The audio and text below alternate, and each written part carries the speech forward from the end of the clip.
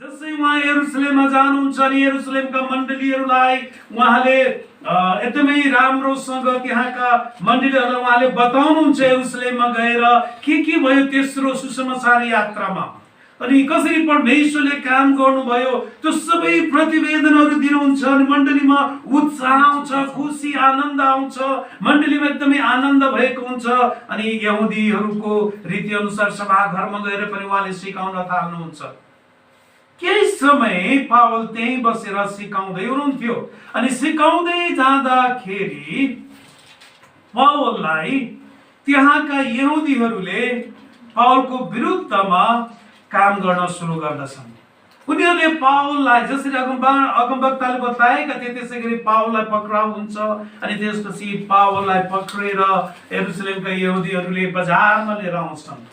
बजारमा ल्याइसकेपछि यो हल्ला खल्ला हुँदै जान्छन्। त्यहाँको सेनाले थाहा पाउँछ, कप्तानले थाहा पाउँछ, पल्टनको सेनापतिले थाहा पाउँछ। सेनापतिले थाहा पाइसकेपछि सेनाले पावललाई पक्रिनुहुन्छ अनि त्यसपछि उहाँले पक्रेर ब्यारेकमा लैजाँदै गर्दाखेरि पावलले सेनापतिले भन्नुहुन्छ मलाई केही कुराहरू बोल्न दिनुहोस्।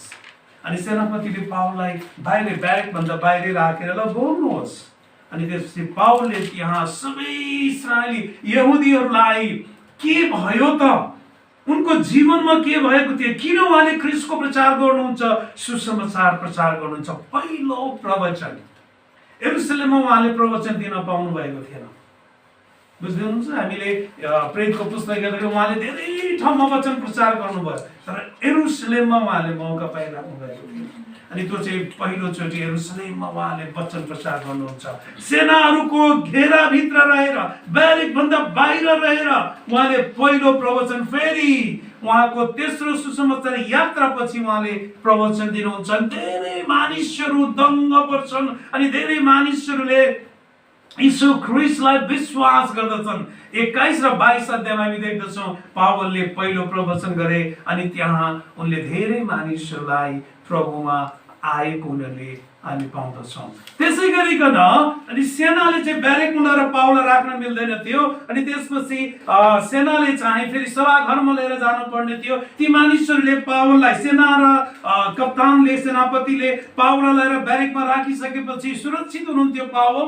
तर यता यहुदीहरूले चाहिँ एकदम विरोध गरिराखेका थिए। त्यसकारणले गर्दा त्यहाँको शासकले सेनालाई आज्ञा गरे पावललाई चाहिँ यहुदी सभाघरमा लिएर आऊ। त्यसपछि पावल चाहिँ यहुदीहरूको महासभाको सामुन्ने खडा हुनु पर्यो अनि जब महासभाको सामने पावल खडा भएका थिए उनले दोस्रो प्रवचन त्यहाँ दिएका छन् अथवा गवाही दिएका छन् अनि उनको गवाहीमा अरू कुरा केही पनि छैन। उनको गवाहीमा कसरी ख्रीष्ट प्रकट हुनुभयो, ख्रीष्टले के काम गर्नुभयो, ख्रीष्टले कसरी उहाँलाई परिवर्तन गर्नुभयो, उहाँले कानुनको विरुद्धमा केही गर्नुभएको छैन, व्यवस्थाको विरुद्धमा केही पनि गर्नुभएको छैन, व्यवस्था पुरा गर्न ख्रीष्ट आउनु भएको थियो अनि ख्रीष्टले त्यो कुरा पुरा गर्नुभएको छ भनेर उहाँले फेरि इस्राएलीहरूको यहुदीहरूको सभाघरमा उहाँले बोल्नुभयो। अनि त्यसपछि सेनाले के भन्दछ भनेदेखि त्यहाँको शासकले, विशेष गरेर शासकले के भन्दछ भनेदेखि यरुशलेममा का शासकले चाहिँ होइन यो मानिसले त दण्डको योग्य काम केही पनि गरेको छैन। एक्ज्याक्टली यो भाषा त्यहाँ बोलिएको छ जुन भाषा ख्रीष्ट यीशुलाई यहुदीहरूले पक्रेर शासककोमा हाजिर गराएका थिए। यो मान्छेले पक्रेर दण्डको योग्य केही काम गरेको छैन। त्यसपछि उनले चाहिँ पावललाई छोडिदिने विचार गर्दछन् तर यहुदीहरूले उनलाई चाहिँ हत्या गर्ने विचार गरेका हुन्छन् हैन। अनि 40 जनाभन्दा धेरै मानिसहरूलाई भेला गरेर यहुदीहरूले अब यो शासकबाट लिएर गएर सेनाकोमा लाँदै गर्दाखेरि अथवा त्यहाँ जाँदै गर्दाखेरि यसलाई मार्नुपर्छ भन्ने कुरा भनिन्छ। त्यसपछि पावलका एकजना व्यक्तिले ब्यारेकका कप्तानसँग कुरा गरिसकेपछि कप्तानले चाहिँ सुरक्षित पावललाई राख्नुहुन्छ, है सुरक्षित राख्नुहुन्छ, है सुरक्षित राख्नुहुन्छ। त्यसकारण पावलले यहाँनिर हामी के देख्दछौँ भने यो पहिलो ठाउँमा अर्थात् 21, 22, 23 र 24 त्यसपछि गएर 25 र 26 अध्यायसम्म आउँदाखेरि धेरै त्यहाँनिर पावलले चाहिँ धेरै शासकहरूको अगाडि पुग्नु परेको हुन्छ। त्यहाँ चाहिँ एउटा महत्त्वपूर्ण काम चाहिँ के हुन्छ भने सेनाले पावललाई सुरक्षा दिएको छ। सेनाले चाहिँ पावललाई सुरक्षा दिएको छ। हरेक ठाउँमा सेनाले के गर्छ, यो मानिसलाई बचाउनुपर्छ, यो मानिस गल्ती गरिराखेको छ, यो मानिस ठिक छ। अब विचार गर्नुहोस्, किन सेनाले सुरक्षित गरिराखेको छ? कसको विरुद्धमा सेनाले सुरक्षित गरिराखेको छ भन्दा धार्मिक लिडरहरू, धार्मिक अगुवाहरूको विरुद्धमा। धार्मिक अगुवाले चाहिँ पावलको विरोध गरिराखेका छन्, पावललाई मार्न चाहन्छन्, तर सेनाले चाहिँ बचाउन चाहन्छ। अनि अन्तमा उसलाई थाहा भयो, पावललाई थाहा भयो अब यहुदीहरूले मलाई मार्नै छन् भनेर।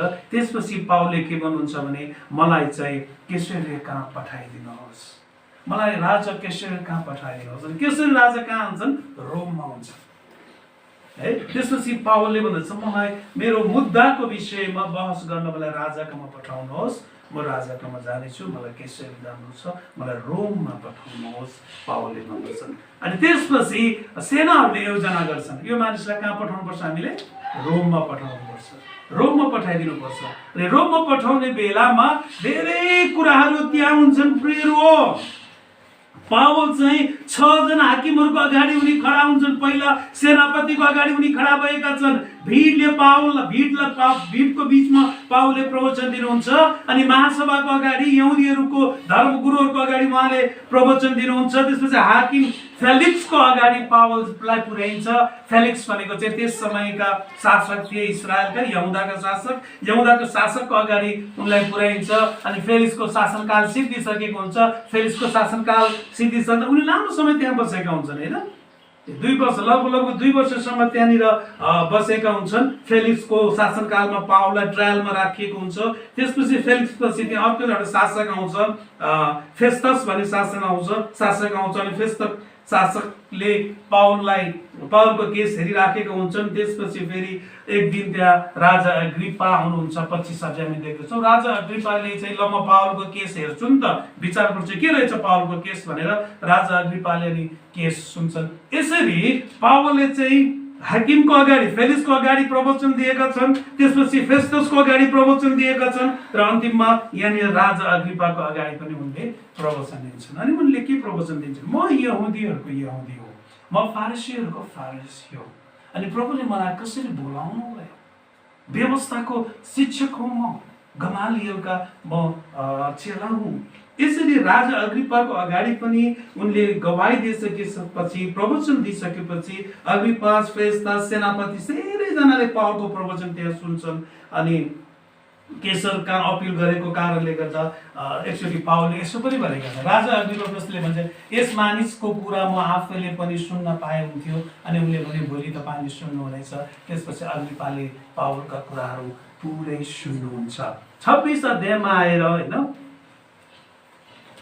राजा अग्रिप्पाले पनि के यति छोटो समयमा तिमीले मलाई क्रिस्चियन बनाउन चाहन्छौ भनेर 28 पदमा, 26 अध्यायको 28 पदमा भन्नुहुन्छ। अग्रिप्पाले पावललाई भने के थोरै समयमा तिमी मलाई क्रिस्चियन बनाउन चाहन्छौ? अनि पावलले भन्नुहुन्छ थोरै समयमा होस् कि धेरै, यी साङ्लाहरू छोडेर हजुर मात्र होइन तर आज मेरो कुरा सुन्ने जति सबै म जस्तै हुन् भने म परमेश्वरमा प्रार्थना गर्दछु।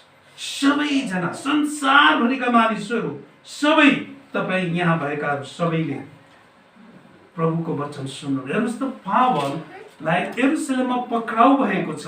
अनि पक्रिसकेपछि उनीले 6 वटा शासकहरूको ठाउँमा गएका छन्। अनि 6 चोटि प्रवचन दिएका छन्, गवाही दिएका छन् यति राम्रोसँग।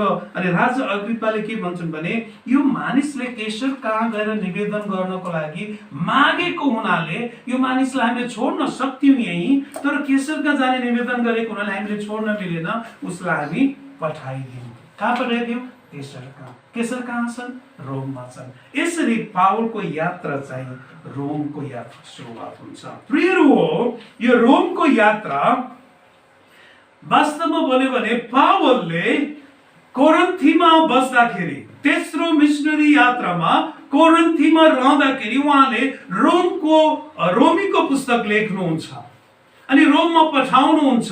जब उहाँले रोममा रोमीको पुस्तक लेखेर पठाउँदै गर्दा, पत्र पठाउँदै गर्दा उहाँले के भन्नुहुन्छ भने म रोममा आउने इच्छा छ, म रोममा आएर भाइहरूलाई भेट्ने इच्छा छ, त्यहाँको मण्डलीलाई भेट्ने इच्छा छ, म आउने छु भनेर उनले चाहिँ पत्रमा लेखेका हुन्छन्। हामी रोमीको पुस्तकमा पाउँदछौँ। याद गर्नुहोस्, हामीले तेस्रो मिसनरी यात्राको बारेमा सिक्दै गर्दा उनी एफेससबाट कोरिन्थमा घरिघरि यात्रा गरिराखेका थिए अनि उनको चाहना चाहिँ म रोममा पुग्नुपर्छ, म स्पेनमा पुग्नुपर्छ, म स्पेनमा जाँदाखेरि रोममा भएर आउँछु। रोमीको पुस्तक 15 अध्यायले त्यही भन्छ, म स्पेनमा जाँदैछु, स्पेनमा जाँदाखेरि म रोममा आउनेछु अनि रोममा भएर म स्पेन पुग्दै फर्कने छु र मेरो भाइहरू र मण्डलीमा यरुसलेममा जाने। उहाँको अन्तिम इच्छा चाहिँ स्पेनमा पुग्ने हो।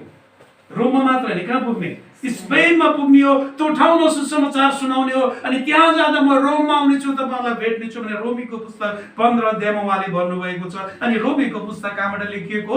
पावल तेस्रो मिसनरी यात्रामा कोरिन्थमा हुँदाखेरि लेखिएको। त्यसकारण तेस्रो यात्रामा हुँदै उहाँको इच्छा कहाँ जानु थियो? स्पेनमा जानु थियो। रोम त उहाँले प्रयास गरिराख्नु भएको थियो जानको लागि, जान सक्नु भएन, यरुसलेममा फर्कनु भयो। प्रिय हो, त्यसकारण मैले यो यात्रालाई चौथो यात्रा भनिराखेको छु। बाइबलमा तपाईँले तेस्रो यात्रा भनेर पाउनुहुन्छ र यो यात्रा चाहिँ त्यहाँनिर रोमको यात्रा भनेर पाउनुहुन्छ। तर म यसलाई के भन्दैछु? पावलको यो चौथो मिसनरी यात्रा हो अनि यो यात्रा यरुसलेमबाट सुरु हुन्छ, यो यात्रा एन्टियोकबाट सुरु हुँदैन। सबै यात्राहरू कहाँबाट सुरु भएका थिए? एन्टियोकबाट सुरु भएका थिए। तर यो यात्रा चाहिँ यरुसलेमबाट सुरु हुन्छ अनि यो रोममा पुग्छ। रोममा पुगिसकेपछि बाइबलले हामीलाई धेरै कुरा बताउँदैन त्यहाँबाट यात्रा कता गयो भनेर। के भयो पावलको जीवनमा प्रेरितको पुस्तकले विशेष गरेर बताउँदैन, तर अन्य पुस्तकहरूमा हामी केही कुराहरू देख्न सक्छौँ र हिस्ट्रीका पुस्तकहरूमा केही कुराहरू देख्न सक्दछौँ। त्यसकारण आज हामी पावलको चौथो मिसनरी यात्राको बारेमा हेर्न गइराखेका छौँ। प्रभुलाई धन्यवाद होस् कि पावल बन्दी जीवनमा हुनुहुन्छ अहिले र बन्दी जीवनमा सेनाहरूको अधीनमा, सेनाहरूको बन्धनमा उहाँ हुनुहुन्छ। त्यो कैद गरिएको अवस्थामा सुसमाचार सुनाउन जान चाहने मानिस अब बन्दी अवस्थामा यरुसलेमबाट उहाँ रोमको यात्रा गर्दै हुनुहुन्छ। दुःखको कुरा के छ भने पावल अब सुसमाचारको यात्राको निम्ति उहाँ जानु भएन, तर के को यात्राको निम्ति जानुभयो? कैदहरूको यात्राको निम्ति उहाँ जानुभयो। आउनुहोस् हामी हेर्नेछौँ अब 27 पदबाट, 27 अध्यायबाट यरुसलेमदेखि माल्टासम्मको यात्रा हामी हेर्नेछौँ। पहिला उहाँहरूको यात्रा है यरुसलेमबाट रोमहरू उहाँ जाँदै हुनुहुन्छ।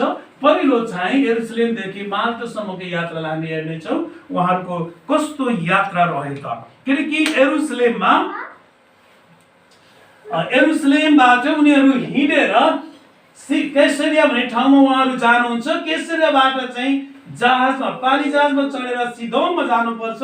सिदोमबाट उहाँहरू चाहिँ माइरा भन्ने ठाउँमा उहाँहरू जानुहुन्छ। यो यात्रा त्यति सजिलो यात्रा थिएन। कैसरियादेखि उहाँ सिदोमको यात्रा उहाँले गर्नुहुन्छ अनि यो यात्रा गर्दाखेरि कप्तान इलियस भन्ने सेनाका कप्तान थिए, उनले पावललाई जिम्मा लिन्छन्। यहाँ पावल एक्लै मात्र छैनन्, पानी जहाजमा थुप्रै अन्य कैदहरू, यरुसलेममा भएका कैदहरूलाई एकैचोटि रोममा पठाउँदैछ। किनकि रोम चाहिँ शासकको त्यतिखेरको मुख्य सहर थियो, मुख्य ठाउँ थियो अनि यहाँ भएका कैदमा भएका सबै मानिसहरूलाई लिएर अब कप्तानले चाहिँ सिदोमबाट माइरा हुँदै यो जहाजको यात्रा गरेर उनीहरू जाँदछन्। कैसरियाबाट उनीहरू जहाज चढ्छन् र उनीहरू टर्की हुँदै रोमको यात्रा उनीहरूले आरम्भ गरेका हुन्छन्। यो यात्रा निकै कठिन र जोखिमपूर्ण हुन्छ। त्यसकारण मैले यो आँधी बेरीको जल यात्रा भनेर भनेको छु। यति धेरै सङ्कष्टहरू पावलले र कैदीहरूले त्यहाँ बेहोर्नु पर्दछ। त्यसपछि उनीहरू सिदोनबाट यहाँसम्म आएर यहाँबाट जहाज लिएर उनीहरू यो बाटो हुँदै हुँदै हुँदै हुँदै उनीहरू जानुपर्ने रोममा हो, तर यो बाटो भएर एकदम कठिन हुँदै गलातियाका ठाउँहरू, यी ठाउँहरूको किनार किनार हुँदै उनीहरू माइमा पुग्छन्। माइबाट उनीहरू क्रेटमा आइपुग्छन् हैन। क्रेटबाट उनीहरू माल्टामा जहाज लिएर जाँदछन् है। माइरादेखि क्रेटसम्म उनीहरूको यात्रा, ठुलो आँधी आउँछ यहाँनिर, यति ठुलो आँधी आउँछ जसको गर्दा उनीहरूको धेरै दिनसम्म उनीहरू समुद्रमा यात्रामा रहिरहन्छन्। यति समय लाग्दैन। त्यतिखेरको पानी जहाजहरू चाहिँ ढालहरूबाट चल्नु पर्ने थियो, वायुहरूबाट चल्नु पर्थ्यो। त्यो वायुहरूले जहाजलाई चलाउनु पर्थ्यो। तर आँधी आएको कारण त्यो जहाज धेरै दिनसम्म हिँड्नु पर्यो र दक्षिण टर्कीको क्रेटमा गएर यो जहाज यहाँनिर रोकिनु पनि परेको थियो। यस्तो अवस्था थियो। यो आँधी बेरीको यात्रा गर्दै पावल र कैदीहरूलाई लिएर उनीहरू चाहिँ यो ठाउँमा पुगेका थिए। अहिलेसम्म उनीहरू माल्टामा आइपुगेको हामी पाएका छौँ। प्रेरित 27 अध्यायको 1 देखि 44 मा हामीले हेर्दैछौँ, 1 देखि 44 सम्म। यसलाई मैले आँधी बेरीको यात्रा भनेको छु। अनि यो यात्रामा पावल एक्लै छैनन्, पावलसँग कैदीहरू छन्। अनि पावलका नजिकका 2 जना साथीहरू पावलसँग हुनुहुन्छ। पहिलो चाहिँ लुका यो यात्रामा पावलसँगै छन्। अनि दोस्रो चाहिँ अरिस्तर्खस भन्ने व्यक्ति जो पावलका चेलाहरू थिए। 2 जना चेलाहरू पावलसँग यात्रा गरिराखेका छन् जहाज। अब यो समयमा पावलको जीवन हामी हेर्न गइराखेका छौँ है। यो यात्रामा यरुशलेमदेखि सिदोन आएर क्रेट हुँदै उनीहरू कहाँ आइपुगे? माल्टामा आइपुगे। यो ठाउँमा आउँदाखेरि पावलले जहाजभित्र बडो आशिषको काम गर्नुभएको छ। आज हामीले त्यो कुरालाई ध्यान दिनेछौँ। पावलले चाहिँ पास्टरको सेवा गर्नुभएको छ जहाजभित्र। यो जहाजभित्र पनि पावलले पास्टरको सेवा गर्नुभएको छ। उहाँको थुप्रै सेवाहरू छन्। तीमध्ये अर्को एउटा सेवा चाहिँ पास्टरको सेवा हो, पास्टरीय सेवा। जहाजमा धेरै मानिसहरू थिए यात्रा गर्दाखेरि।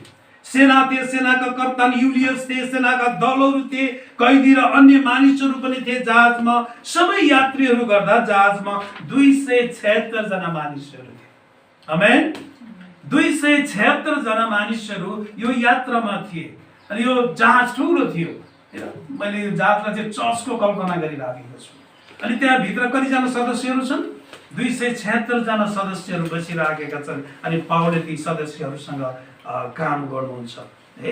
कङ्ग्रिगेसन मैले यसलाई तुलना गरिराखेको छु। अनि पावलले मानिसहरूलाई शिक्षा दिन, चेतावनी दिने पहिलो काम गरिराखेका छन्। किनकि पावल त्यो जहाजमा रहँदाखेरि पानी जहाजको यात्रा समय समयमा अधिकारीहरूलाई, सेनाहरूलाई, काम गर्ने कर्मचारीहरूलाई पावलले सिकाइराखेको कुरा यो खण्डमा हामी देख्दछौँ। जोखिमबाट बच्नको लागि पावलले धेरै चेतावनी दिएका थिए, धेरै कुराहरू उनले सिकाएका थिए। तर त्यो जहाजका कप्तानहरूले, त्यहाँका सेनाहरूले, कामदारहरूले समय समयमा पावलको शिक्षालाई इन्कार गरिराखेका थिए। पावलको शिक्षालाई इन्कार गरिराखेका थिए। प्रचण्ड आँधी त्यहाँ आएको छ।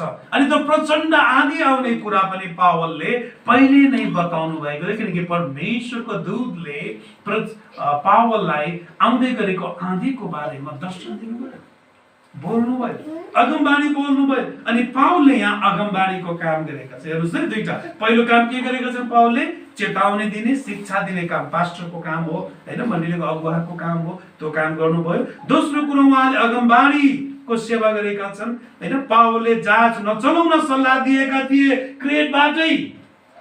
क्रेटमा रहँदाखेरि अब जहाज अहिले नै नचलाऊ, अहिलेको मौसम ठिक छैन, समय ठिक छैन, हामीलाई समस्या आउन सक्छ। तर उनीहरूले मानेनन्। हैन, अब जाडो आउँदैछ, त्यसकारण जाडो आउनुभन्दा अगाडि नै हामी चाहिँ जानु पर्दछ।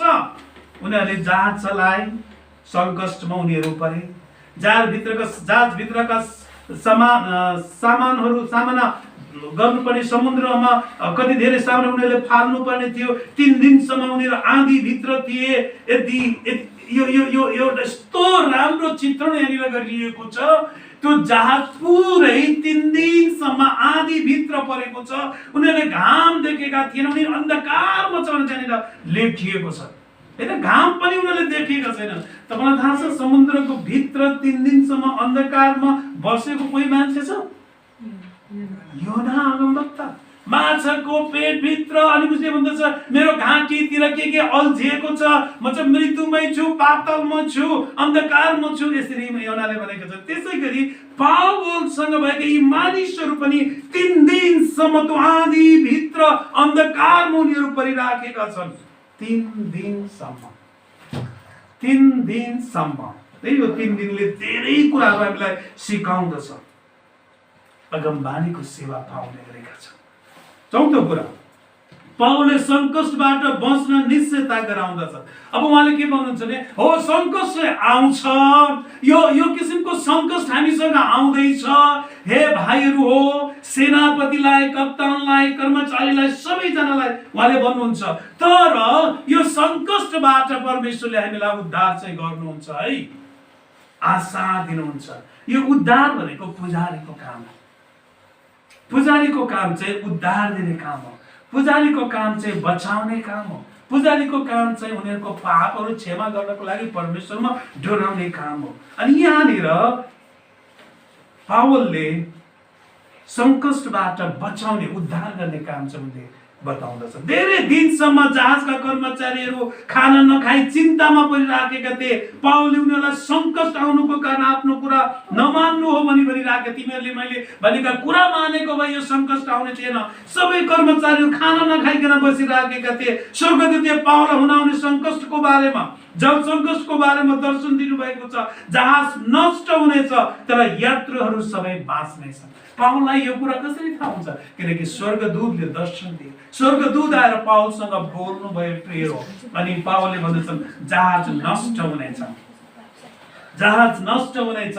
कहाँ पुगिन्छ? क्रेटबाट। उनीहरूले के भन्नुहुन्छ? क्रेटबाट जहाज नचलाउनु पावलले भने, तर उनीहरूले क्रेटबाट जहाज चलाउन थाले। अनि उनीहरूले ठुलो सङ्कष्ट यहाँ सामना गर्नु पर्यो। क्रेटमा पुग्नु भन्दाखेरि, माल्टामा पुग्नु भन्दाखेरि ठुलो सामना गर्नुपर्ने थियो। जहाज पुरै नष्ट हुनुपर्ने थियो। तर पावलले भन्छन् होइन, यात्रीहरू चाहिँ बाँच्नेछन्। पाँचौं कुरा, जहाज भएको नाविकहरू अर्थात् जहाजका चालकहरूले के गर्छन् भनेदेखि 14 दिनसम्म उनीहरूले खाना खाएका हुँदैन। 14 दिनसम्म खाना खाएका हुँदैन। जस्तो जहाजका मान्छेहरू 14 दिनसम्म उनीहरू 14 रातहरू बितिसकेको थियो। जहाजका चालकहरू अब नबाँच्ने देखेर जहाजबाट भाग्ने विचार गरे। पावलले चाहिँ याद गरिरहे। पावल मात्र एकजना छ जसले चाहिँ नाविकहरूको बारेमा, होइन, चालकहरूको बारेमा ध्यान दिइराख्नु भएको छ। अनि उहाँले के भन्दै हुनुहुन्छ भने नाविकहरूले अथवा चालकहरूले चाहिँ त्यो लट्टा फाल्ने न्युमा उनीहरूले के गर्न थाले? ढुङ्गाबाट निकाल्न थाले। पानी जालबाट के निकाल्न थाले? ढुङ्गाहरू खसालौँ, जहाजलाई किनार लाउने भनौँ, यात्रीहरू बसिरहन्छन्, यो मौकामा ढुङ्गाहरू खसालेर हामी चाहिँ भागौँ। त्यो कुरा कसले थाहा पाउँछ? पावलले थाहा पाउँछ। त्यसकारण पावलले यहाँ पास्टरको सेवाकाई भनेको यही नै हो। पावलले चाहिँ यहाँ बलिदानको सेवा गरिराख्नु भएको छ। अब बलिदान को मानिस भाग्दैछन्, चालकहरू भाग्दैछन्, अनि सबै मानिसहरू मर्छन्। त्यसपछि कप्तानलाई, अरूहरूलाई बोलाएर पावलले के भन्छ? हेर्नुहोस्, यी मानिसहरू भाग्दैछन्, यिनीहरूलाई भाग्न नदिनुहोस्, यिनीहरू ढुङ्गा खसाल्दै। यदि यिनीहरू जहाजमा रहेनन् भने हामी सबैजना मर्नेछौँ। त्यसकारण हामी बाँच्नको लागि यी मानिसहरू यहाँ आउनु पर्दछ। अनि पावलले भन्नुहुन्छ कप्तानलाई, जानुहोस्, डोरी काटिदिनुहोस्। अनि तिनीहरू जान्छन्, हतार खसाल्दा ढुङ्गाको डोरी काटिदिन्छन्। अनि ढुङ्गा जान्छ। अनि नाविकहरू कोही पनि ढुङ्गामा चढेर जान पाउँदैनन्, जहाजमै रहिरहन्छन्, जहाजमै। त्यसकारण यहाँ बलिदानको कुरा छ।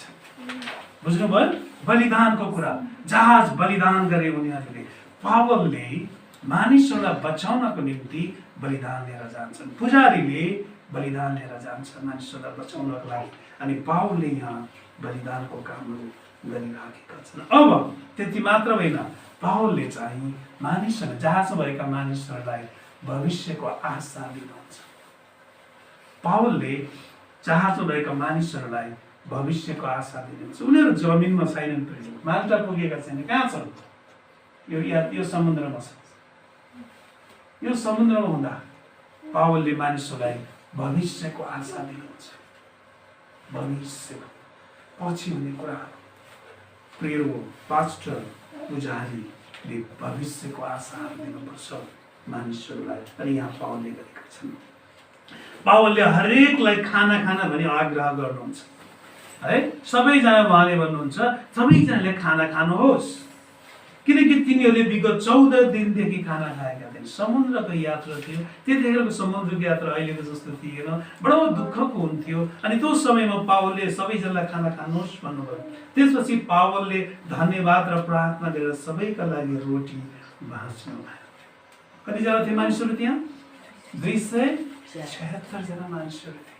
14 दिनसम्म खाना नखाएका, 14 दिनसम्म खाना नखाएका मानिसहरूलाई उहाँले खाना खान आग्रह गर्नुभयो, खाने खुवाउनु भयो। त्यसपछि ती मानिसहरूसँग उहाँले सङ्गति गर्नुभयो, ती मानिसहरूलाई प्रभु भोज दिनुभयो। यहाँ के भनिएको छ भने सबै मानिसहरूलाई प्रार्थना र धन्यवाद गर्दै उहाँले रोटी बाँचे भनेको छ। रोटी बाँचे भनेको प्रभु भोज, प्रभु भोज।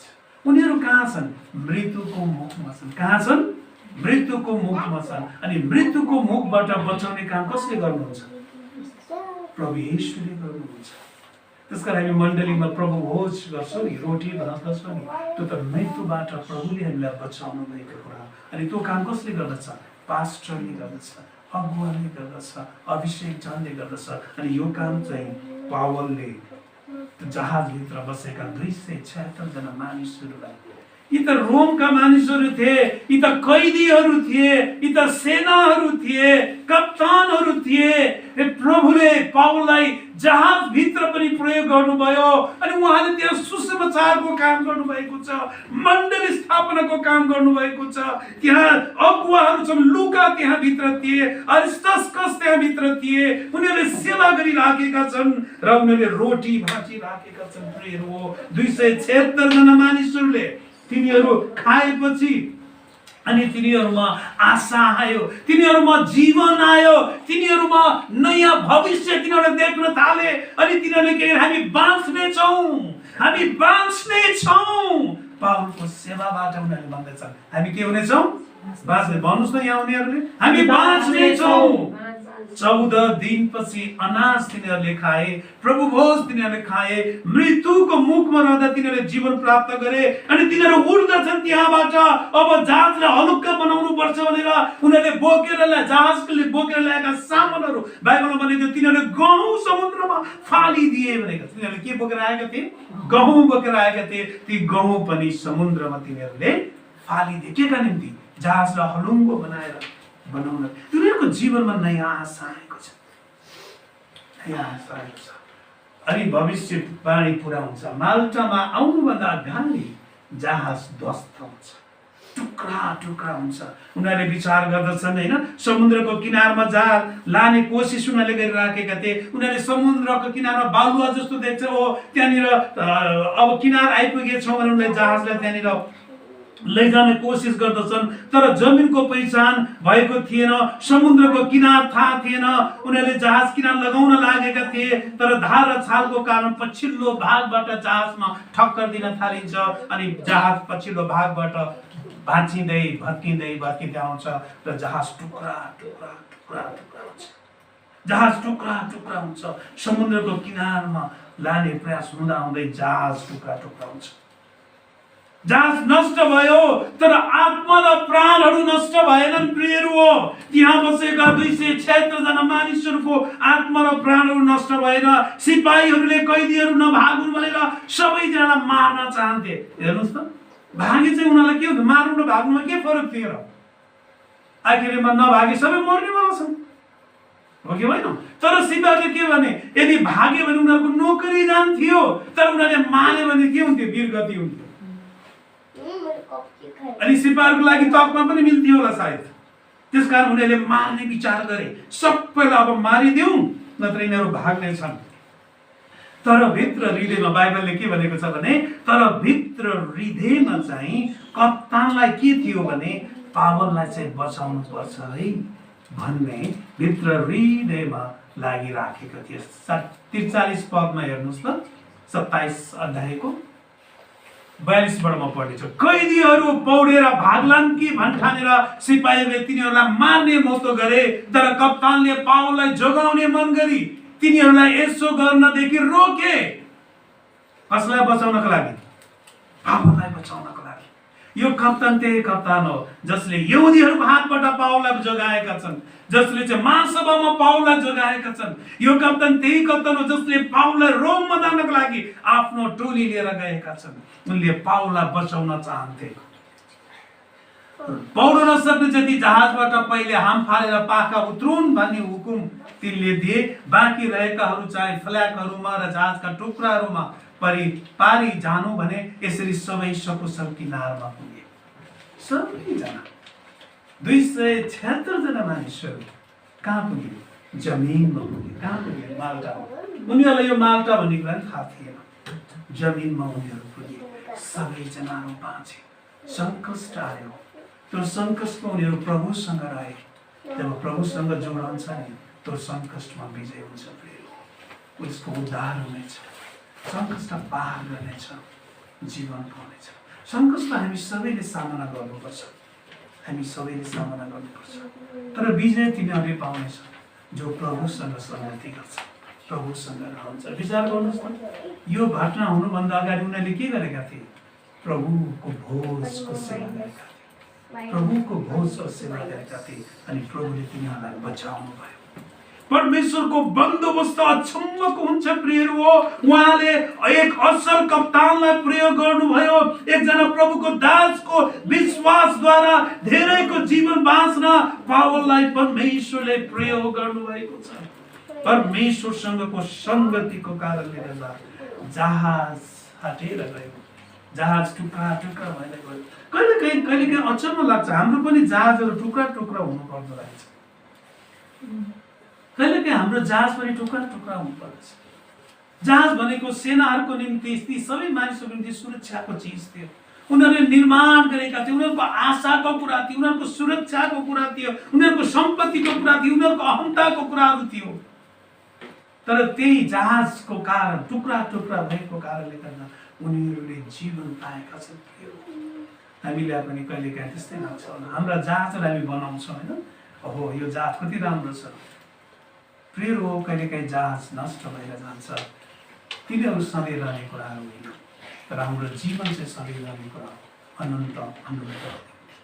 जब तिनीहरू माल्टामा पुग्छन्, अब माल्टामा के हुन्छ त है? माल्टामा के हुन्छ त?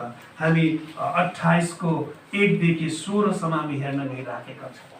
माल्टामा के हुँदैछ त भनेर समुद्रको तटमा तिनीहरू पुग्दछन्।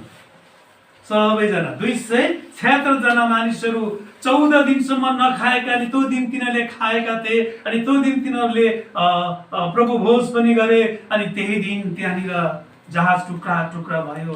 मानिसलाई बाँच्ने आशा थिएन होला, कति आपद थियो होला समुद्रमा होइन उनीहरूलाई। त्यहाँ भनिएको छ फ्ल्यागहरूलाई समातेर उनीहरू निक्ले, पौडिन सक्नेहरू पौडेर निक्ले, जहाजको टुक्राहरूलाई समातेर।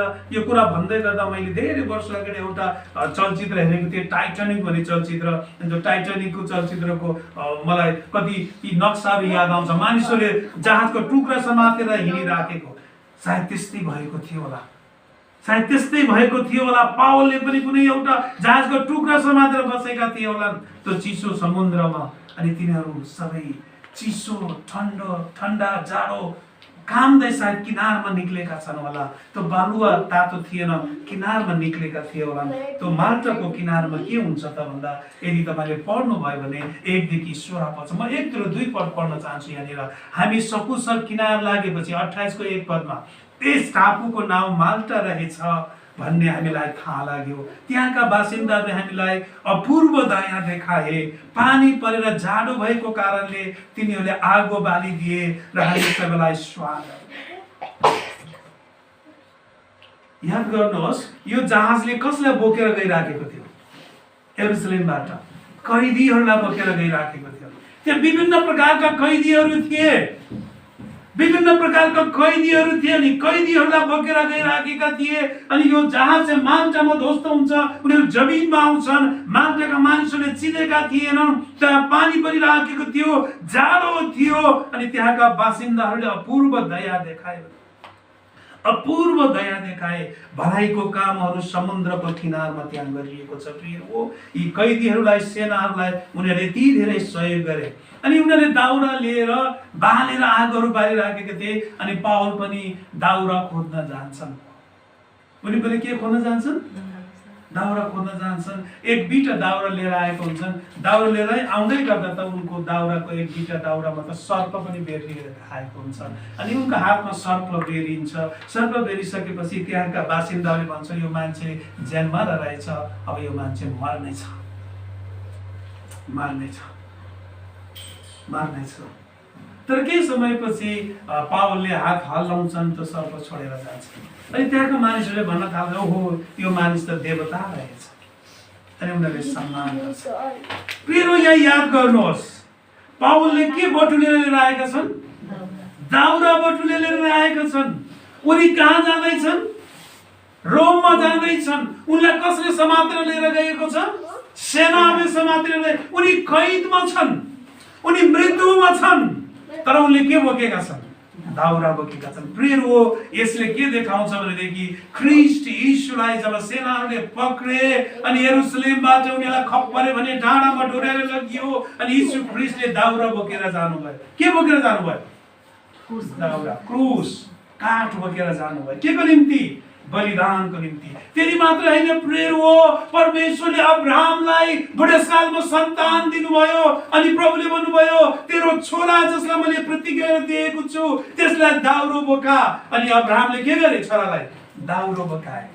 कहाँनिर गए दाउरो बोकाएर? छोरालाई बलिदान गर्नको लागि, बलिदान गर्नको लागि, बलिदान गर्नको लागि। अहिले कसले दाउरो बोकिराखेको छ?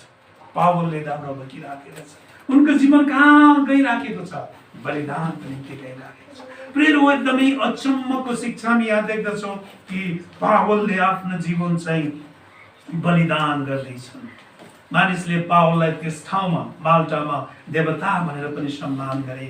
यो नै प्रभुले आफ्ना चेलाहरूलाई गर्नुभएको प्रतिज्ञा हो। यदि मर्को 16 अध्यायमा पढ्नुभयो भने 15 देखि 18 सम्म के भनिएको छ? तिनीहरूले विष पिउनेछ र पनि विष लाग्ने छैन, तिनीहरूलाई सर्पले डस्नेछ र पनि तिनीहरूलाई सर्पको बिख लाग्ने छैन।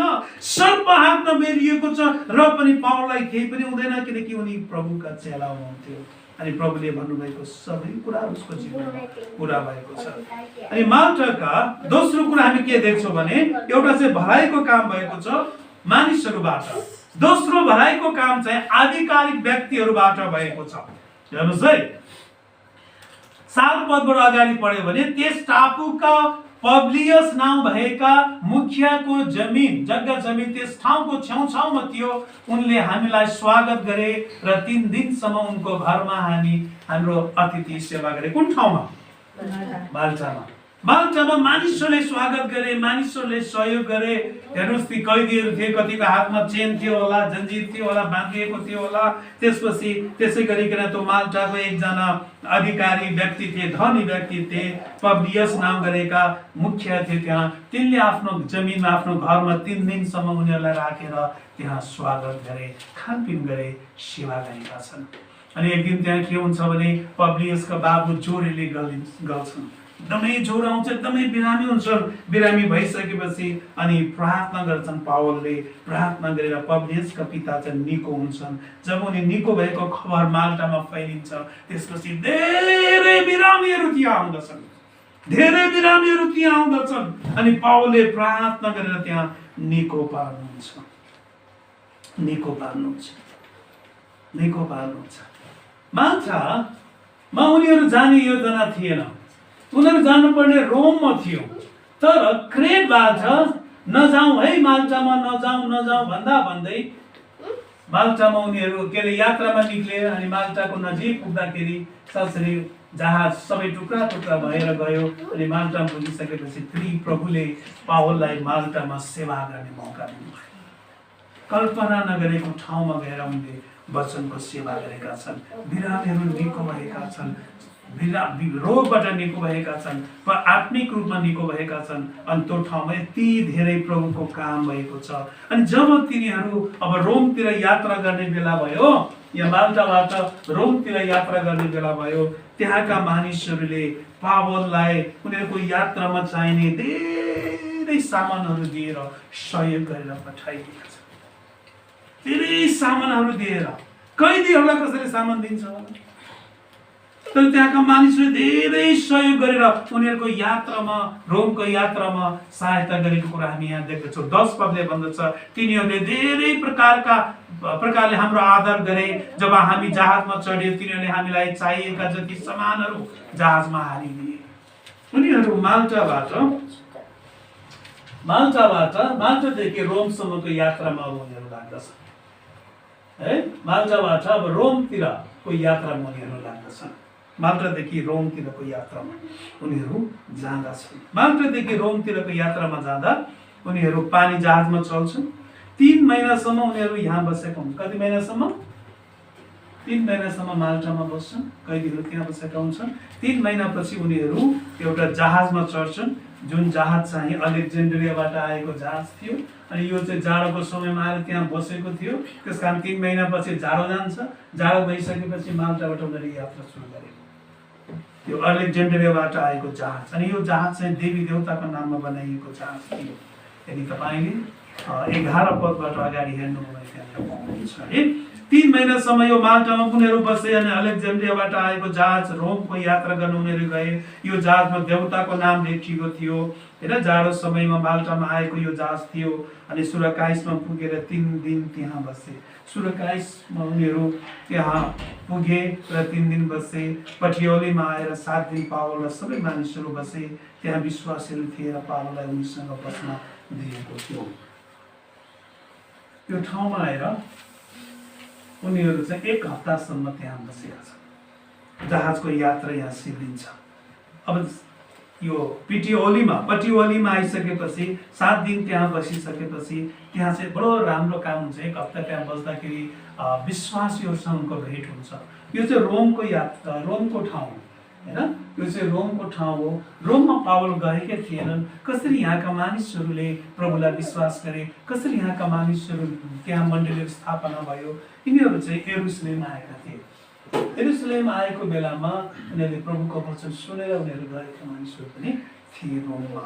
अनि त्यहाँ मण्डली भएको कारणले गर्दा कोरिन्थीबाट पावलले पत्र पनि रोममा लेखेर पठाएका थिए। अब यो पटियोलीबाट रोममा जानको लागि उनीहरूले पैदल यात्रा गर्नुपर्ने थियो। जहाजको यात्रा छोडेर उनीहरू पैदल यात्रा गर्छन्। रोमका विश्वासीहरूले पावल आउने खबर पाएपछि उनीहरू यति धेरै उत्साहित हुन्छन्, पावल यहाँ आउँदैछन् भनेर। बिचरा उनीहरूलाई यो थाहा छैन अझै पनि पावल कैदी भएर आउँदैछन् भनेर। तर उनीहरूले पत्र पहिले पाइसकेका थिए। त्यो पत्र पहिल्यै पाइसकेको हुनाले रोममा उनीहरू यति खुसी भएर पावलको स्वागत गर्न उनीहरू भेला भएका छन्। स्वागत गर्नको लागि विश्वासीहरू अपियसबाट आएको, अपियस भनेको धेरै टाढाको ठाउँ हो। अपियसबाट यहाँ तल हेर्नु भने तपाईँले पाउनुहुन्छ, अपियसको ठाउँबाट उनीहरू त्यहाँ आए। अपियसको ठाउँ चाहिँ रोमबाट 40 माइल टाढा हो। यो रोमबाट 40 माइल टाढा हो। 40 माइल टाढा भनेको लगभग 60 किलोमिटर हो। 60-70 किलोमिटर हुनुपर्छ 40 माइल भनेको। 60-70 किलोमिटर टाढाबाट यी मानिसहरू हिँडेर रोममा पावललाई भेट्न आएका छन्। कतिजना त 3 पार्टी भन्ने ठाउँबाट आएका छन्। यो लगभग 28 माइल टाढा हो रोमबाट। 28 माइल भनेको लगभग 40-50 किलोमिटर टाढाबाट हिँडेर पावललाई स्वागत गर्नको लागि, पावललाई भेट्नको लागि उनीहरू त्यहाँ आइपुगेका थिए। तर उनीहरूलाई अझै पनि थाहा थिएन पावल कैदी हो भनेर, थाहा थिएन। अनि उनीहरूले रोममा आइपुगेपछि कप्तानले सबै कैदीहरूलाई त्यहाँको शासकको हातमा जिम्मा लगायो। कप्तानले सबै कैदीहरूलाई कसलाई बुझाउनु पर्छ? त्यहाँको शासकलाई बुझाउनु पर्ने थियो। तर बाइबलमा के लेखिएको छ भने कप्तानले सबै कैदीहरूलाई रोमका अधिकारीलाई सुम्पे, तर पावललाई चाहिँ छुट्टै बस्ने व्यवस्था मिलाए। तर पावललाई के गरे? छुट्टै बस्ने व्यवस्था मिलाए। उनले 1 जना सिपाहीको सुरक्षाको लागि उनलाई खटाइदिए। याद गर्नुहोस्, यो कप्तान, यो सिपाही कहाँबाट आएको?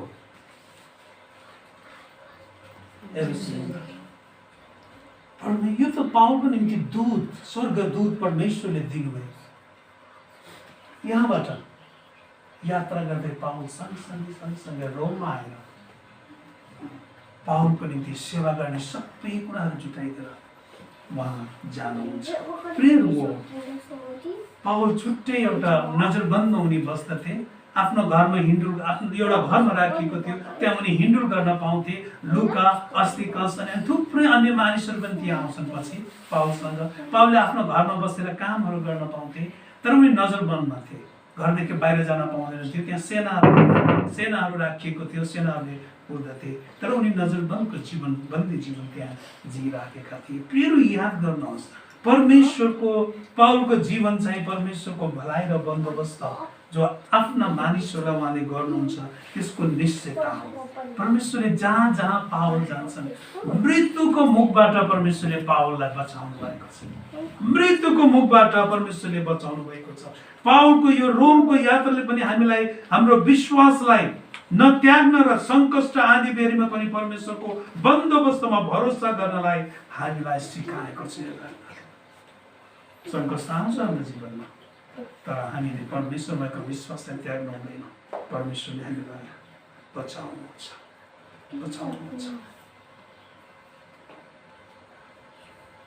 रोममा पाउल के गर्दैछन् त? कहाँ छन् पाउल अहिले? रोममा हुनुहुन्छ।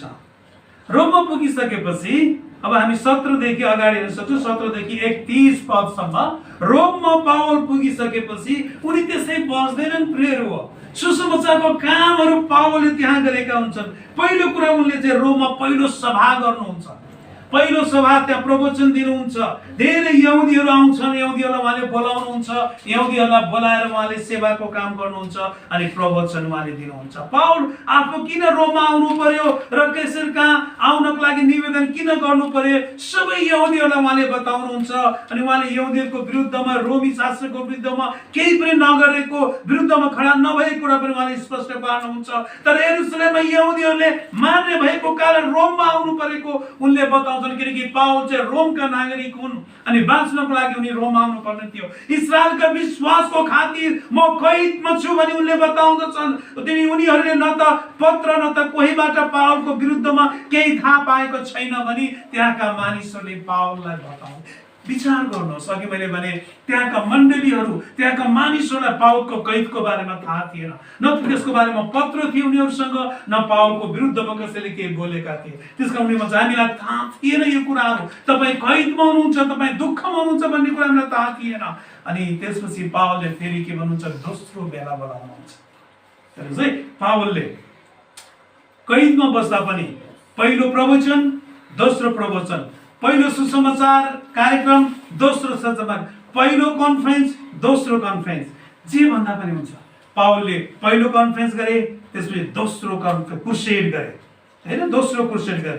दोस्रो क्रुसेडमा के भएको छ भने उहाँले एउटा दिन तोकिदिनुहुन्छ अनि तोकिएको दिनमा सबैजना मानिसहरू आउँछन्। त्यहाँ सबैजना मानिसहरू आउँछ। बिहानदेखि बेलुकासम्म नै उनीहरूलाई सिकाइराखेका हुन्छन् परमेश्वरको राज्य, यीशुको विषयमा उहाँले बताउनुहुन्छ, मोसाको व्यवस्थाको बारेमा बताउनुहुन्छ, अगमवक्ताहरूको शिक्षाको बारेमा सिकाउनुहुन्छ। कोहीले त्यहाँ विश्वास गरेका छन्, कतिजनाले विश्वास गरेनन्। पाउलले भने परमेश्वरको मुक्ति अब अन्य जातिहरूलाई दिइएको छ।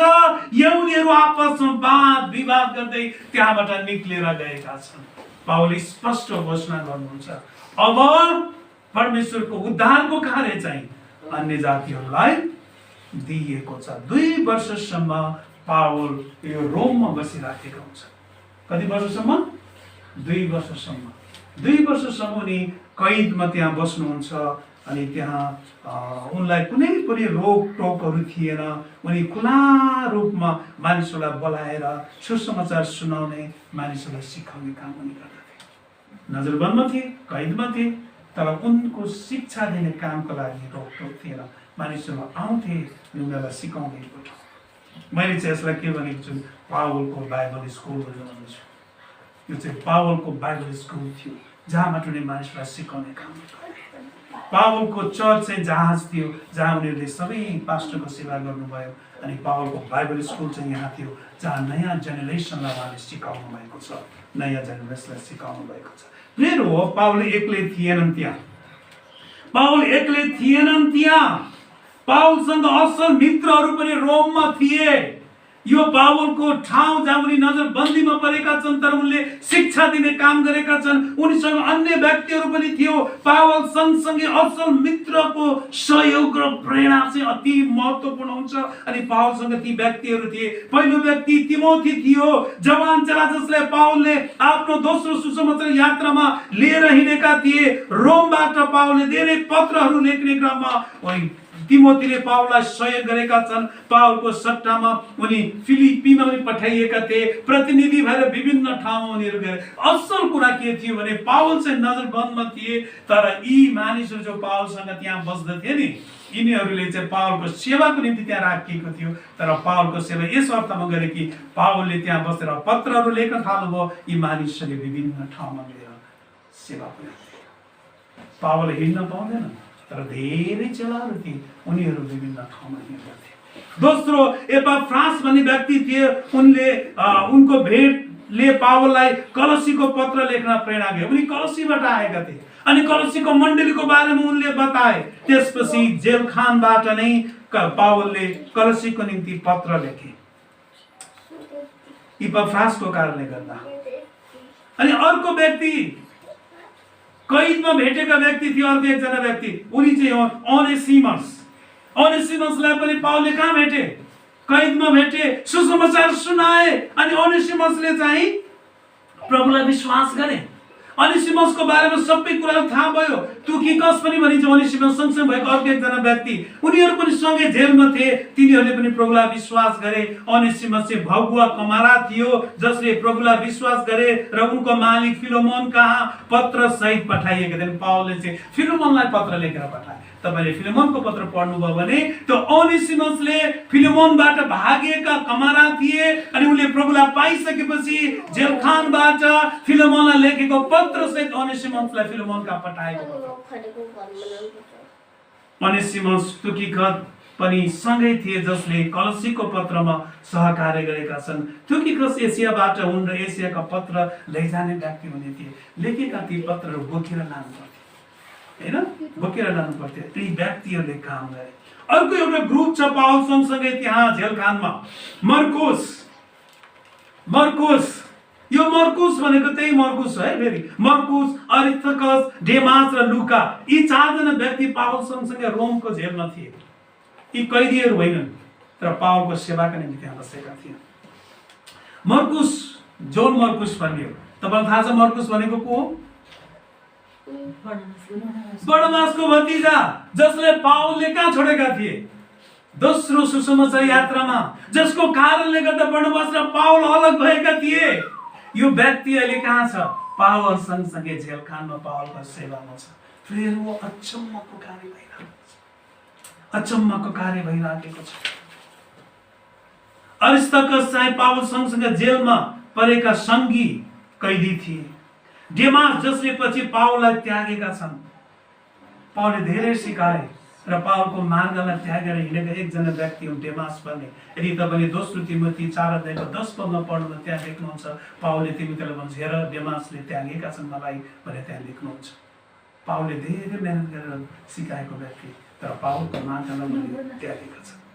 लुका त एकजना डाक्टरै भइहाले, जो पावलसँग घरिघरि सुसमाचार यात्रामा उनी गए। रोमको यात्रामा पनि उनी सँगसँगै थिए। यी पावलका मित्रहरू रोमको जेलमा सँगसँगै रहे, असल कार्य गर्न उत्साह र प्रेरणा दिइरहे पावललाई परमेश्वरले असल व्यक्तिहरू पावललाई राखिदिनु भयो। अनि यो महत्त्वपूर्ण कुरा छ। तपाईँ र मेरो जीवनको वरिपरि कस्ता व्यक्तिहरू छन्? तपाईँ र मेरो घर परिवारको वरिपरि कस्ता मित्रहरू छन्? तपाईले मैले कस्तो मित्रहरू तयार गरेका छौँ? ती मित्रहरू कतिजनाले भन्ने गर्दछन् नि, होइन? 100वटा मूर्ख मित्र हुनुभन्दा एउटा बुद्धिमानी शत्रु भएको असल हो। पावलका निम्ति परमेश्वरले असल मित्रहरू दिनुभयो। ती मित्रहरूले पावलको जीवनलाई अझ धेरै आशीषित बनाए। पावल एकदमै अन्तिम समयसम्म निरन्तर परमेश्वरको सेवामा लागिरहन सकेका छन्। पावलको प्रवचन। दोस्रो कुरा, अघि हामी मित्रहरूको बारेमा हेर्यौँ, अब हामी पावलको प्रवचनको बारेमा हेर्नेछौँ। बन्दी जीवनमा पावलले निरन्तर ख्रीष्ट प्रचार गरिराखे। हात बाँधिएको छ, खुट्टा बाँधिएको छ, अथवा घरमा नजरबन्दमा छन्, बाहिर जान पाउँदैन। खाने कुराको निम्ति उनी आफैले खानु पर्दछ। यहाँबाट फिलिपीको मण्डलीलाई पत्र उहाँले लेख्नु भएको थियो। अघि हामीले हेर्यौँ, फिलिपीको पत्र लिएर गएका छन् उनका एकजना चेलाले। किनकि फिलिपीको मानिसहरूले पैसा पठाउँथे, भेटी पठाउँथे पावलको सेवकाईमा। तर यहाँ कैदी भइसकेपछि पावललाई फिलिपीका मानिसहरूले पैसा पठाउन छोडे, किनकि कतिजना अगुवाहरू फिलिपीका मण्डलीको अगुवाले भन्न थाले पावल सेवामा छैनन्, पावल कैदी छन्, कैदी मानिसलाई किन मण्डलीको पैसा पठाउनु, यो राम्रो कुरा होइन। विवाद भयो फिलिपीको मण्डलीमा। अनि पावलले के भनेछन्, सबै कुरामा धन्यवाद दिनुहोस्, तपाईले मलाई सहयोग गर्नुभयो, पहिला सुसमाचारको यात्रामा सँगै रहनुभयो, म तपाईलाई धन्यवाद, मलाई खाँचोमा परेर मैले यो लेखेको होइन तपाईहरुलाई, पावलले फिलिपीको पुस्तकमा भन्नुभएको छ। तर जे कुरा तिमीहरूले गर्यौ त्यो असलको कुरा गर्यौ, सधैँ प्रभुमा आनन्द गर। म आनन्द गर्न सिकेको छु, म अभावमा पनि हुँदा आनन्द गर्न सिकेको छु, प्रशस्तमा हुन पनि आनन्द गर्न सिकेको छु। प्रिय हो, उहाँले त्यहाँबाट पत्र फिलिपीलाई लेख्नुहुन्छ। त्यो सजिलो कुरा थिएन। पावलले आफूले बाँच्नको निम्ति आफूले काम गर्नु पर्थ्यो, त्यहाँभित्र काम गर्नु, साहसका साथ निरन्तर प्रचारको गर्न, ज्ञानको लागि निरन्तर उनले प्रार्थना गर्दथे। भगुवा कमार ओनेसिमसलाई विश्वासमा ल्याएका थिए। जेलखानका सिपाहीहरू र कैसरका घरानाका धेरै मानिसहरूले प्रभुलाई विश्वास गरेका छन्। यदि तपाईले प्रेरित 28 अध्यायको 17 देखि अगाडि पढ्नुभयो भने त्यहाँ विभिन्न व्यक्तिको नाम दिएको छ, विभिन्न व्यक्तिहरूको, जेलखानका सिपाहीहरूको, कैसरका घरानाका मानिसहरूको। तिनीहरूलाई उहाँले सुसमाचार सुनाउनु भयो अनि तिनीहरूबाट परमेश्वरको महिमाको काम भएको छ। सुसमाचार प्रचार पावलको सफलताले यी कुराहरू सिकाउँछ कि सुसमाचारलाई कैद गर्न सकिँदैन। हामी कैद हौँ, तर प्रभुको सुसमाचार कहीँ पनि कैद हुँदैन। यो फैलिँदै जानुपर्छ, फैलिँदै जानुपर्छ। यी कैद 2 वर्षसम्म त्यहाँ बस्दाखेरि पावलले चुप लाएर कैदमा बन्दी भएर बसेका थिएनन्। हैन, पावल कैदी भएर चुप लाएर बसेनन्, तर पावलले धेरै ठुलो काम गर्नुभएको छ। उहाँले पावलले लेखेका पत्रहरू हेर्नुहोस्, 61 र 62 सनमा, पहिलो शताब्दीको 61 र 62 मा उहाँले फिलोमोनलाई पत्र लेख्नुभयो, जो चाहिँ ओनेसिमस को लागि क्षमादान दिनको लागि उहाँले भन्नुभयो। ओनेसिमसलाई क्षमा गर्नुहोस् भन्ने उद्देश्यले लेखिएको थियो। यसको विषय चाहिँ कमारो भाइको पुनर्स्थापना थियो। कमारोको पुनर्स्थापना गर्नको लागि फिलोमोनलाई पत्र लेख्नुभयो।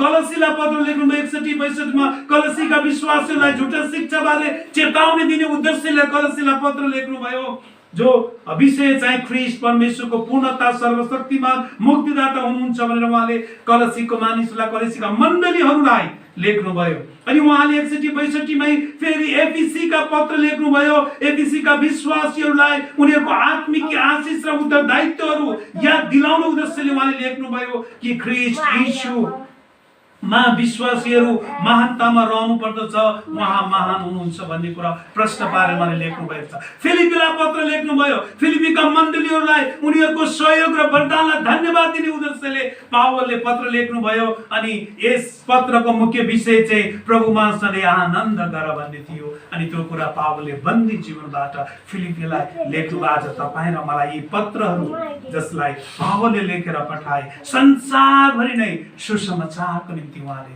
प्रस्तुत गर्नुभयो।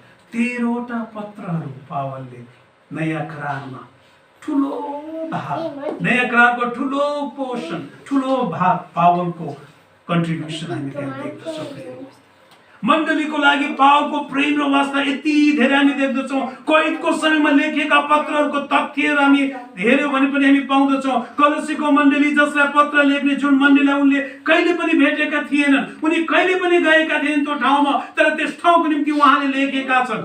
एफिसी को मण्डली जसमा उनले धेरै समय सेवा गरेका थिए। फिलिपीको मण्डली जुन मण्डलीमा उनको लागि हृदय भित्रको प्रिय मण्डली भनेर पावलले लेखेका छन्। फिलिपीको मण्डलीलाई, मण्डलीको निम्ति उनको प्रेम वास्तामा उहाँले पत्र लेखे। उनले गरेको प्रार्थनाबाट पनि हामी यो तथ्य थाहा पाउँछौँ कि परमेश्वरले मण्डलीको निम्ति पावलको हृदय कस्तो बनाउनु भएको थियो। कलसी 1 अध्यायमा हामी देख्दछौँ कलसीका लागि पावलले प्रार्थना गरेका छन् 9 देखि 11 पदमा। एफिसीमा उनले प्रार्थना गरेका छन् पहिलो अध्यायमा। फिलिपीको लागि उनले प्रार्थना गरेका छन् पहिलो अध्यायमा। हरेक पत्रको पहिलो अध्यायमा उनले प्रार्थनाबाट सुरु गरेका छन्। ती पत्रहरू उनको हृदयलाई हामी देख्न सक्छौँ। संकष्टमा पनि पावलको विश्वास र आनन्द। पावलले आफ्नो कष्टमा पनि आनन्द गर्दथे। पावलको कष्ट ख्रीष्टको सधैँ खोजिरहन्थे। पावल जेलखानमा रहँदा उनले जीवनमा सिकाएका कुराहरू, प्रचार गरेका कुराहरूलाई जिउने अभ्यास गर्ने अवसरहरू पाए। जीवनभरि सिकेका कुराहरू 2 वर्ष रोममा बस्दा उनले अभ्यास गरेका छन्। पावल रोमको जेलबाट स्वतन्त्र भएर सुसमाचार प्रचार गरेको हामी देख्दछौँ। रोममा 2 वर्ष बसिसकेपछि यदि तपाईँले यो प्रेरकको पुस्तकको अन्तिममा आउँदाखेरि त्यसपछि पावलको मृत्युको बारेमा यसले बताउँदैन। तर यी पत्रहरू लेख्दै गर्दा फिलिपीलाई पनि उहाँले भन्नुभएको छ, म तिमीहरूलाई भेट्न आउनेछु। फिलोमनलाई पत्र पठाउँदा भनेका छन्, म तिमीहरूलाई भेट्न आउनेछु। हैन, रोमबाट उनले धेरै ठाउँमा म अब यहाँबाट निक्लेर आउँदैछु। केसरको समय थियो, केसर राजाको समयमा त्यहाँ उनी आउन चाहन्थे। रोमी नागरिक भएको हुनाले उनको मृत्यु हुनु हुँदैन भन्ने उनलाई थियो। त्यसकारण फिलोमनलाई भेट्ने प्रश्न गरिएको छ। फिलिपीको पत्रमा फिलिपीमा उनी छिट्टै आउनेछन्। उनी रोमबाट स्वतन्त्र भएका र केही स्थानहरूमा यात्रा गरेको हुनुपर्दछ। पहिलो र दोस्रो तिमोथीको पुस्तक र तीतसको पुस्तकमा हामीले पढ्यौँ भने पनि त्यहाँ पनि हामी अलिअलि देख्दछौँ कि पावल चाहिँ 2 वर्ष रोमको कैदबाट स्वतन्त्र भएका थिए र उनी यात्रामा निक्लेका। याद गर्नुहोस् त, उनी कहाँ जान चाहन्थे? 4औं मिसनरी यात्रामा स्पेनमा जान चाहन्थे। उनी स्पेनमा जाने उनको योजना थियो। अनि स्पेनमा जाँदाखेरि म रोममा आउनेछु भनेका थिए। त्यसकारण स्पेनमा जानको लागि उनले त्यहाँबाट पत्र लेख्दछन् तिमोथीलाई, तीतसलाई, फिलिपीलाई, फिलोमनलाई, म तिमीहरूलाई भेट्न आउनेछु। यसको अर्थ के हो भने रोममै उनको अन्त्य भएको छैन। उनी त्यहाँबाट निक्लेका छन् अनि उनी फेरि मिसनरी यात्रामा उनी कन्टिन्यू अगाडि बढिरहेका। तर त्यहाँबाट उनी यरुशलेममा आएका छैनन् प्रियहरू। रोमबाट उनी यरुशलेममा आएका छन्, तर उनी स्पेनमा उनी गएको हामी देख्दछौँ। क्रिसातस भन्ने एकजना मानिस छन्। योराम, युसेबिया र रोमका अन्य धेरै क्लेमेन्टसहरू भन्ने मानिसहरू थिए। तिनीहरूले पहिलो शताब्दीमा जिएका मानिसहरू यिनीहरू। अनि तिनीहरूले चाहिँ के भन्छन् भने पावल चाहिँ रोमबाट स्वतन्त्र भएर गएका थिए भनेर उनीहरूले लेखेका छन्।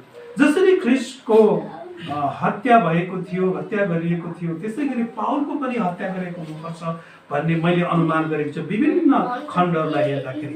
14 सुसमाचार यात्रा रोममा गएर समापन हुँदैन। यो यात्रा स्पेनसम्म पुगेको पाइन्छ। उनले Crete, Ephesus, Miletus, Troas, Macedonia, Corinth, Nicopolis र सुसमाचारको सेवा गरेको र पावलको हत्या हुनु अघि उनी स्पेनमा पुगेको कुरा अनुमान गरिएको छ। ट्रेडिसनले हामीलाई बताइराखेको हुन्छ। याद गरौँ, आज तपाईहरु म यहाँ छौँ। पावलको मृत्यु लगभग 64 तिर भएको देखिन्छ। किनकि रोममा 54 देखि 68 सम्म नयाँ सम्राट आउँछ जसको नाम हो नेरो। नेरो भन्ने सम्राट आइसकेपछि यो सम्राट चाहिँ ख्रिस्ट विरोधी हुन्छ। ख्रिस्ट विरोधी हुन्छ। यो सम्राटले लगभग जुलाई 19 को 64 को जुलाई 19 का दिन उसले रोममा आगो लगाइदिन्छ। नेरो भन्ने सम्राटले रोममा आगो लगाइदिन्छ। 6 दिनसम्म यो आगो सहरभरि जलेको छ। सहर ध्वस्त बनाइदिएको छ। कतिजनाले त 9 दिनसम्म आगो थियो भनेर भन्छन्। तर धेरैजना इतिहासमा चाहिँ 6 दिनसम्म यो आगो रोम जलिरहेको छ। 6 दिनसम्म भनेर भन्छ। 1 हप्ता रोम जलिरहेको थियो। नेरोले यो काम गरेको थियो। अनि यही समय नेरोले पावललाई मारेको, हत्या गरेको भनेर भन्छ। अनि पत्रुस र पावल सँगसँगै एउटै समयमा यिनीहरूको हत्या गरिएको छ। तर पत्रुसलाई चाहिँ क्रुसमा झुन्डाएर उनलाई मारियो। किनकि झुन्डाउन ती व्यक्तिलाई मात्र सकिन्छ जुन व्यक्ति चाहिँ रोमी नागरिक होइन। यीशु ख्रिस्ट रोमी नागरिक हुनुहुन्थेन, त्यसकारण उनलाई के गरियो? उहाँलाई क्रुसमा झुन्डायो। पत्रुस रोमी नागरिक होइन, त्यसकारण उनलाई के गरियो? क्रुसमा झुन्डायो। तर रोमी नागरिकलाई झुन्डाउन पाइँदैन। त्यसकारण उनको चाहिँ शिर काटेर हत्या गरिएको हामी ट्रेडिसनल परम्पराबाट हामी थाहा पाउँछ। जे होस्, हामीले आज याद गर्नुपर्ने कुरा के छ भने उनी चाहिँ अब रोमबाट निक्लेर स्पेनका ठाउँहरू र पुरानो ठाउँहरू जो ठाउँमा उनी पहिला पनि गएका थिए त्यहाँ उनले सेवा गरेको देखिन्छ। उनको हृदय चाहिँ स्पेनमा गएर फर्किने कुरा चाहिँ हामी याद गर्दछौँ। कति ठाउँमा स्पेनमा पुगेर उनी कहाँ आउन चाहन्थे? एफिससमा आउन चाहन्थे। प्रियहरू, किन पावल एफिससमा आउन चाहन्थे थाहा छ तपाईँलाई? किनकि एफिसस पावलको लागि धेरै महत्त्वपूर्ण ठाउँ हो जहाँबाट उनले चेला निर्माण गर्ने काम गरे। यहाँबाट सुसमाचारको काम भयो। एन्टियोकबाट यरुशलेममा उनले प्रभुलाई पाए। एन्टियोकमा सुसमाचारको काम भयो। एनटिएको चर्च चाहिँ सुसमाचारको चर्च हो, अनि एफिसीको चर्च चाहिँ चेलापनको चर्च हो। यहाँ धेरै 3 वर्षसम्म बसेर चेलापन गरेका थिए। अनि पावलले आफ्नो जीवनको अन्ततिर चाहिँ स्पेनबाट एफिससमा आएर बिताउन चाहन्थे। अनि त्यो बिताउने इच्छा गर्दै गर्दा एफिससमा आउँदै गर्दा नेरोले स्पेनबाट यात्रा गर्दै गरेका पावललाई पक्रेर लिएर गएको कुरा हामी हिस्ट्रीबाट थाहा पाउँछौँ। हिस्ट्रीबाट नेरोले के गरेको छ, स्पेनबाट एफिससमा आउँदै गर्दा बाटोमा पक्रेर लिएर गएको, एकदमै थाहा नपर्ने प्रकारले, कसैलाई पनि थाहा छैन, नेरोले त्यसरी पक्रेर लिएर गएका छन्। अनि रोममै गएर उनको शिर काटेर उनलाई मारिएको कुराहरू हामी छ। आज हामी प्रेरितको पुस्तकको अन्तमा आइसकेका छौँ प्रियहरू। प्रेरितको पुस्तकको अन्तमा आउँदा हामीले हेरेका थियौँ यरुशलेममा प्रभु यीशु ख्रीष्टले भन्नुभयो चेलाहरूलाई, तिमीहरू यरुशलेममा प्रार्थनामा बस्छ तब पवित्र आत्मा आउनेछ, त्यसपछि तिमीहरू यरुशलेममा यहुदियामा सामरियामा जगतको अन्तसम्म मेरो गवाही हुनेछौ भनेर प्रभुले भन्नुभयो। त्यसकारण उनीहरू यरुशलेममा बसे, अनि यरुशलेमबाट उनीहरू यहुदियामा गए, यहुदियाबाट उनीहरू सामरीमा पनि पुगे, त्यसै गरी उनीहरू पृथ्वीको अन्तसम्म पुगे। पावलले त्यो अन्तसम्म जाने कामको पुरा गरेका छन्। उनी रोम र स्पेनमा पुगेका छन्। रोम र स्पेन भनेको चाहिँ यरुशलेमका मानिसहरूको लागि जगतको अन्त थियो त्यो समयमा। बुझ्दै हुनुहुन्छ? जगतको अन्त थियो त्यो समयमा। यसरी परमेश्वरको उद्धार संसारभरि नै पावलले लैजाने काम गरे। प्रभुको योजना अनुसार मण्डलीले अब परमेश्वरको उद्धारको काम पुरा गरिने त्यहाँ भएको छ। ख्रीष्ट यीशुको योजना अनुसार अब इजरायल होइन, मण्डली महत्त्वपूर्ण छ। अब इजरायलले होइन उद्धार ल्याउने, मण्डलीले संसारमा उद्धारको काम पुरा गर्नेछ। अनि पावलले आफ्नो जीवन चाहिँ सम्पूर्ण रूपले अर्पण गरेका छन्। प्रिय हो, हामीले हेर्यौँ 1 अध्यायदेखि 12 अध्यायसम्म पत्रुसले नेतृत्व गरिरहेको यो काममा, तर 13 अध्यायदेखि 28 अध्यायमा हामीले हेर्यौँ पावलले नेतृत्व गरेका थिए।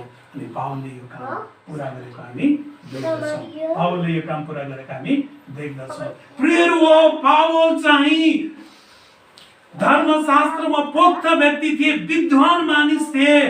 उनले गमालियलबाट आफ्ना शिक्षाहरू हासिल गरेका साह्रै नै विद्वान मानिस थिए। तर एक दिन यीशु ख्रीष्टको विरुद्धमा उनी जान्थे। उनीले यीशु ख्रीष्टलाई विश्वास गर्नेहरूको हत्या गरेका थिए। पावलले स्टेफनसको हत्या गरेका थिए, मण्डलीको हत्या गरेका थिए, अगुवाहरूलाई पक्रेर जेलखानामा हाल्ने काम पावलले गरेका थिए।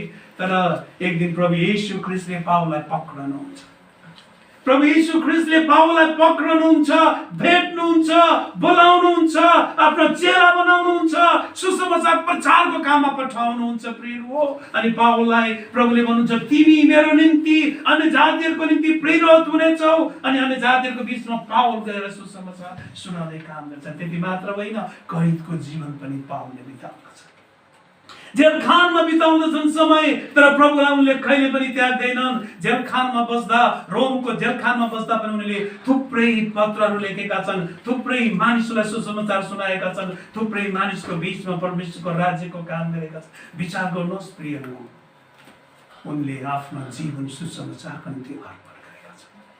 ख्रीष्टको विरोधी मानिस, ख्रीष्टको शत्रु, ख्रीष्टको असल मित्र बनेर मण्डलीको निम्ति बलिदान मण्डलीको निम्ति बलिदान भएका छन्। पावल प्रभुसँग हुनुहुन्छ अहिले। पावल प्रभुसँग हुनुहुन्छ अहिले। पावल तपाईँ र मेरो प्रेरित हुनुहुन्छ। आज तपाईँ र मैले विचार गर्नुपर्छ हाम्रो जीवनको विषयमा। प्रार्थना गरौँ। आउनुहोस्, हामी आफ्नो ठाउँमा खडा हुनेछौँ। हामी आफ्नो ठाउँमा खडा हुनेछौँ। जसरी ख्रीष्टले आफ्नो जीवन मानिसहरूको उद्धारको निम्ति बलिदान गरे, त्यसै गरी पावलले पनि सुसमाचारको लागि आफ्नो जीवन बलिदान गरेका छन्। पहिलो कोरिन्थी 11 अध्यायको 1 पदमा पावलले भन्नुहुन्छ मेरो अनुकरण गर्ने हौ जसरी म ख्रीष्टको अनुकरण गर्दछु। पावलले तपाईँ र मलाई प्रेरितको पुस्तकको अन्तमा यही भन्नुहुन्छ, मैले ख्रीष्टको पाइला पछाउने प्रयास गरेँ। मैले ख्रीष्टको पाइला पछाउने प्रयास गरेँ।